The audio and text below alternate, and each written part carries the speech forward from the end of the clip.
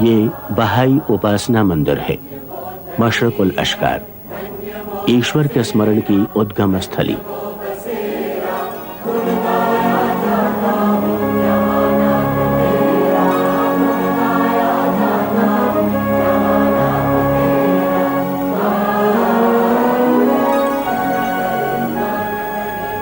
भारतीय उपमहाद्वीप में बहाई धर्म की पहली शताब्दी का समापन मानवीय भावना की उपलब्धि है। एक प्राचीन सांकेतिक प्रतीक के रूप में इस मंदिर का उत्कृष्ट रूप आज के युग में महानतम और सर्वश्रेष्ठ वास्तुकलाओं में अपना विशिष्ट स्थान रखता है। लंदन के द टाइम्स ने इसे 20वीं सदी का ताजमहल बताया है। इसका रूपांकन आज की सर्वाधिक विकसित और परंपरागत हस्तशिल्प का एक अनूठा सम्मिश्रण है। इसके निर्माण में भारत के श्रमिकों की प्रतिबद्धता और एकता का ऐसा विचार है जो सांकेतिक रूप से भारत की आध्यात्मिक विरासत का अंग है। कमल पुष्प। यह मंदिर उस समुदाय के गुणों को प्रतिबिंबित करता है जिसने इसे बनाया है। बहाउल्लाह के अनुयायियों को, बहाउल्लाह ईश्वर की महिमा, बहाई धर्म के संस्थापक। सिर्फ एक शताब्दी के भीतर ही यह युवा धर्म इस पूरी पृथ्वी में फैल गया है। इसमें प्राचीनतम धार्मिक मान्यताओं और आज की आवश्यकताओं के ज्ञान का समायोजन है। ये घोषणा करता है कि ईश्वर एक है, धर्म एक है और सारी मानवता भी एक ही है। मंदिर के निर्माण की परियोजना ने 1921 में जन्म लिया, जब युवा भारतीय बहाई समुदाय ने अब्दुल बहा से बंबई में मंदिर निर्माण के लिए लिखित अनुरोध किया। अब्दुल बहा ने उन्हें धीरज दिया। ईश्वर की इच्छा से निकट भविष्य में ही भारत के किसी केंद्रीय नगर में मशरकुल अशकार की स्थापना होगी। कालक्रम में नए दक्षिणी छोर पर इसका चुनाव किया गया। अर्देसर रुस्तमपुर ने, जो हैदराबाद में कॉफी की एक दुकान चलाते थे, इस जमीन को खरीदने के लिए अपने जीवन की समूची कमाई दान कर दी। बाद में ये मालूम हुआ कि वो जमीन एक प्राचीन गांव बहापुर का अंग है, जिसका अर्थ है बहा का आवास, ईश्वर का निवास स्थान। 1974 में बहाई धर्म की विश्व प्रबंध समिति, विश्व न्याय मंदिर ने भारतीय उपमहाद्वीप में प्रथम बहाई मंदिर की रूपरेखा तैयार करने को कहा। 28 वर्षीय वास्तुकार परिबुर्ज साहबा ने इस परियोजना की प्रेरणा की खोज में भारत की यात्रा की। मैंने भारत की यात्रा बिल्कुल खुले दिमाग से शुरू की, क्योंकि मैं कुछ पाना चाहता था। मैं कहीं जाने से पहले अपने भीतर किसी पूर्वाग्रह से प्रभावित नहीं होना चाहता था। भारत में प्रतीक का बहुत महत्वपूर्ण स्थान है, संभवतः इतना ज्यादा कि जितना मैं जानता हूँ उतना कहीं नहीं है। सभी चीज का एक अर्थ है और प्रत्येक प्रतीक जैसे लोगों से कुछ बोल रहा हो। मेरी एक व्यक्ति से भारत के एक छोटे से शहर में मुलाकात हुई, जो एक साधारण बहाई था। उसे ये पता चला था कि मैं किसी मंदिर की रूपरेखा तैयार करने जा रहा हूँ। उसने मुझसे चर्चा के दौरान ये शब्द कहा था, कमल। और वो बड़ा उत्तेजित होकर बोल रहा था कि भारत में कमल कितना महत्वपूर्ण है, लेकिन ये विचार मुझे आकर्षित नहीं कर सका। उसके बाद मैं यात्रा पर निकल पड़ा और जहां भी गया मुझे लगा कि मेरे सामने कमल ही कमल है। मैं इस विचार से अपने को मुक्त नहीं कर सका। मैं इसे हर ओर देख रहा था। आदिकाल से ही कमल पुष्प इस प्राचीन भारत भूमि का एक धार्मिक प्रतीक रहा है। वेदों में ऐसा वर्णन मिलता है कि ये फूल नक्षत्र समूह के प्रकाश से उत्पन्न हुआ था। प्राचीन ब्राह्मण धारणाएं कमल को उस समुद्र से अपना प्रथम जीवित पदार्थ मानती हैं जो समस्त सृष्टि के उद्भव का आदिम स्रोत है। बहाई मंदिर के लिए कमल पुष्प एक सशक्त और रचनात्मक रूप लेकर सामने आया। सभी धर्मों के मानने वाले कमल को आध्यात्मिकता और पवित्रता का एक अनूठा प्रतीक मानते हैं। ये ईश्वर के अवतारों का प्रतिनिधित्व करता है। श्री सहबा के रूपांकन में एक खास खाका था। 9 पत्तियों की 3 कतारें एक गर्भस्थल से निकलती हैं और जमीन की सतह से इमारत को ऊंचा ले जाती हैं। पहली 2 कतारें अंदर की ओर मुड़ती हुई भीतर की ऊंची जैबत को छूने के लिए 34 फुट ऊंची है। पंखुड़ियों का बिचला हिस्सा 22 मीटर तक और आकाश में कोई 70 फुट तक ऊंचा उठा है। तीसरी पंखुड़ी इमारत के बाहरी हिस्से की ओर मुड़ी हुई है। प्रवेश द्वार की पंखुड़ियों का व्यास 70 मीटर यानी 230 फुट है।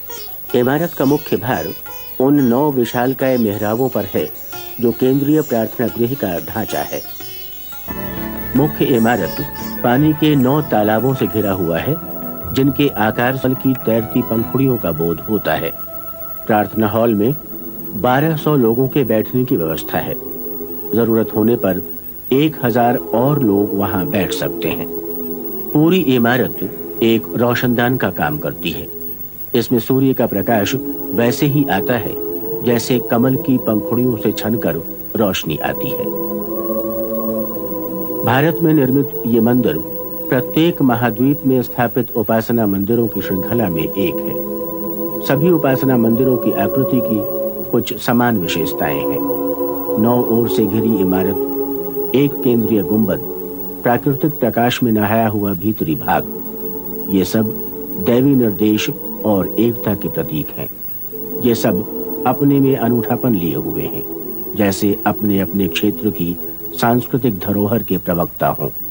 श्री सहबा की चमत्कारिक रूपरेखा को तुरंत स्वीकार कर लिया गया, लेकिन उनके गैर परंपरागत और असाधारण विचार ने इंजीनियरों के लिए बड़ी मुसीबत खड़ी कर दी।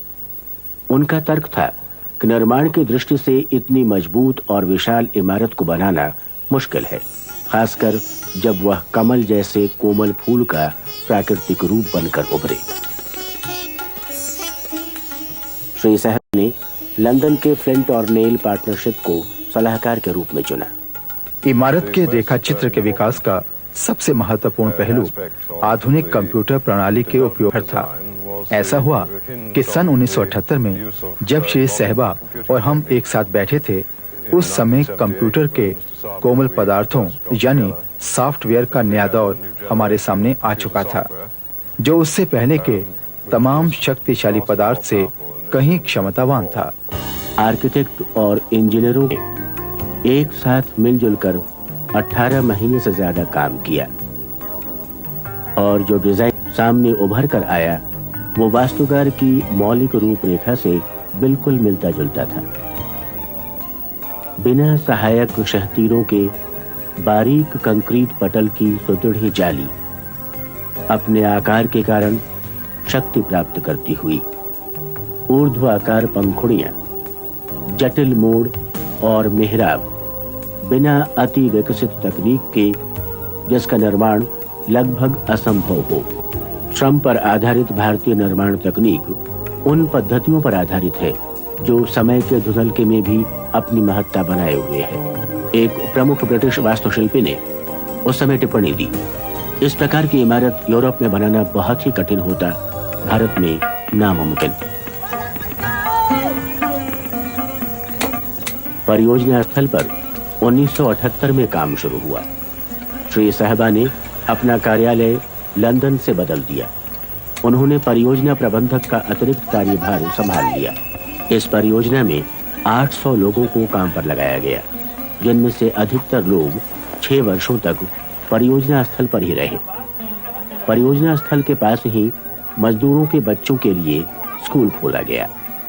अपने बच्चों की ओर से वे से निश्चिंत हो गए। श्रमिकों में सभी धर्मों, भाषाओं और क्षेत्रों के लोग शामिल थे। ऊपरी पटल का निर्माण कार्य शुरू हुआ। विश्व में कहीं भी ऐसे जटिल परतदार ढांचे का निर्माण तो दूर, प्रयास तक नहीं हुआ था। कई अभियंता तो इसे कार्यरूप देना व्यावहारिक रूप से बिल्कुल असंभव मान बैठे थे। निर्माण प्रणाली के नए तौर तरीके अपनाने के लिए वास्तुशिल्पी, डिजाइनर और अभियंताओं का अनुसंधान और प्रयोग का एक लंबा दौर चला। इमारत के नमूने प्रयोग के तौर पर लकड़ियों पर बनाए गए, जिससे सीमेंट की पंखुड़ियों का ढांचा रूप ले सके। इसके लिए कंक्रीट के प्रयोग वाली नई तकनीक का विकास करना पड़ा। इमारत तैयारी के रूप में बड़ी कई हजारों वर्ग फुट का नमूना ज्यामिति के सिद्धांत के अनुरूप विशेष रूप से तैयार इस्पात के ढांचे में फिट कर दिया गया। इमारत के ऊपरी नमूने पर बड़े सिलसिलेवार ढंग से नंबर डाले गए। भीतरी ढांचा अच्छी तरह मिला दिया गया और पूरी तरह बंद कर दिया गया। जंग मुक्त इस्पात के सुदृढ़ ढांचे को फिट कर दिया गया। जैसे ही ढलाई का काम शुरू हुआ, ऊपरी ढांचे को एक पंक्ति और एक ही समय में लगा दिया गया। यह जटिल काम बिना रुके लगातार करना पड़ा। गर्मी, जोरदार वर्षा, तूफानी हवा, औजारों के टूटने फूटने और लगातार बिजली आपूर्ति में बाधा पड़ने के बावजूद काम जारी रहा। आप समझ सकते हैं कि 10 अलग-अलग भाषाओं में बात करने वाले 300 कामगार एक स्थान पर इकट्ठा होकर एक ही समय में काम में व्यस्त हैं। हम लोग एक साथ इकट्ठा हुए और एक परिवार के सदस्य के रूप में हमने काम किया। ऐसा इसलिए क्योंकि हम साथ रह रहे थे। हम 24 घंटे काम कर रहे थे। परतों पर कंक्रीट चढ़ाने का काम हर रात एक ही बार में बिना रुके हुए किया गया। एक परत को पूरा करने में 48 घंटे का समय लगा। संगमरमर को जंग रहित इस्पात के सहारे लटका दिया गया। क्लैडिंग सिस्टम नामक इस पद्धति का उपयोग भारत में इससे पहले नहीं हुआ था। तराशे हुए संगमरमर के 10,000 से अधिक टुकड़ों को एक साथ विशाल 3 आयतों वाली उलझावदार पहेली में जोड़ना पड़ा।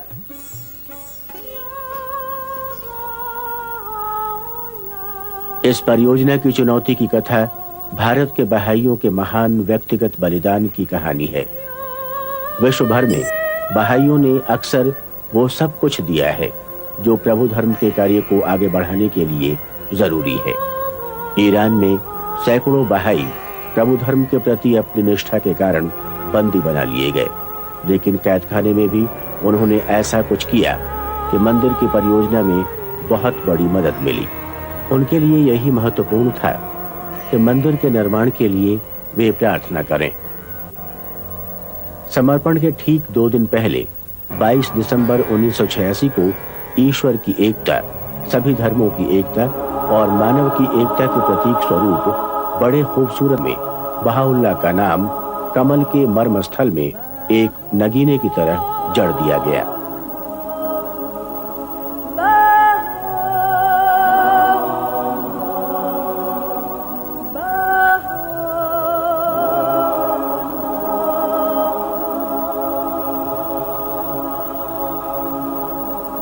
बहाइयों के लिए कुर्बानी के ऐसे कार्य बहाउल्लाह की यातना और उनके कारावास के दिनों की याद ताज़ा करते हैं।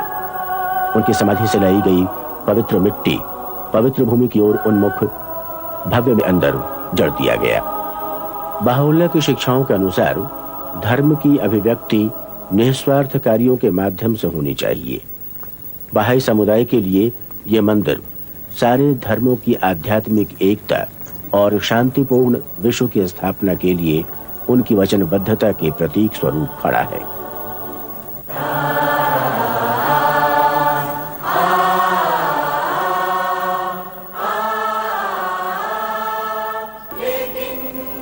The utterance of God is a lamp, whose light is these words.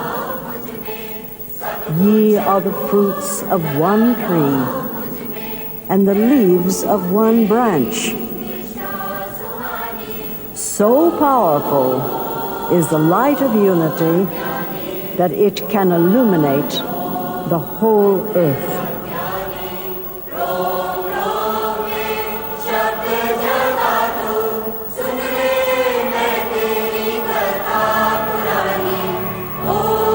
मशरिकुल अशकार, ईश्वर की चर्चा का उद्गम स्थल, बहापुर का कमल।